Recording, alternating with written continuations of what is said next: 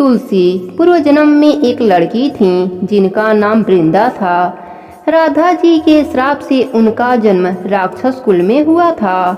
तुलसी बचपन से ही भगवान विष्णु की परम भक्त थीं। बड़े ही प्रेम से भगवान की सेवा पूजा किया करती थीं। जब वह बड़ी हुई तो उनका विवाह राक्षस कुल में दानव राजा जलंधर से हो गया।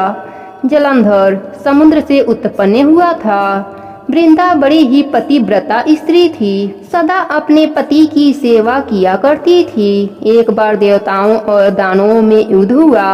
जब जलंधर युद्ध पर जाने लगा तो वृंदा ने कहा, स्वामी आप युद्ध पर जा रहे हैं, आप जब तक युद्ध में रहेंगे मैं पूजा में बैठकर आपकी जीत के लिए अनुष्ठान करूंगी, और तब तक आप वापस नहीं आ जाते तब तक मैं अपना संकल्प नहीं छोड़ूंगी। जलंधर तो युद्ध में चला गया और वृंदा व्रत का संकल्प लेकर पूजा पर बैठ गईं। उसके व्रत के प्रभाव से देवता भी जलंधर से ना जीत सके। सारे देवता जब हारने लगे तो विष्णु जी के पास गए। सबने भगवान विष्णु से प्रार्थना की तो भगवान विष्णु कहने लगे कि वृंदा मेरी परम भक्त है, मैं उसके साथ छल नहीं कर सकता। फिर देवता बोले, प्रभु दूसरा कोई उपाय भी तो नहीं है, अब आप ही हमारी मदद कर सकते हैं। भगवान विष्णु ने जलंधर का ही रूप रखा और वृंदा के महल में पहुंच गए।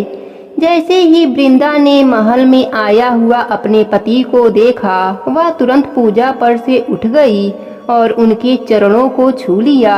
जैसे ही उसका संकल्प टूटा, युद्ध में देवताओं ने जलंधर को मार दिया और उसका सिर काट कर अलग कर दिया।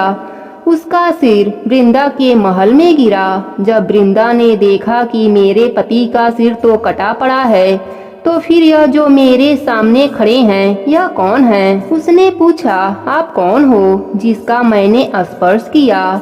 तब भगवान विष्णु अपने असली रूप में आ गए। वह कुछ ना बोले। वृंदा सारी बात समझ गई।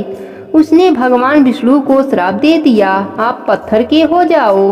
उसके श्राप से भगवान विष्णु पत्थर के बन गए।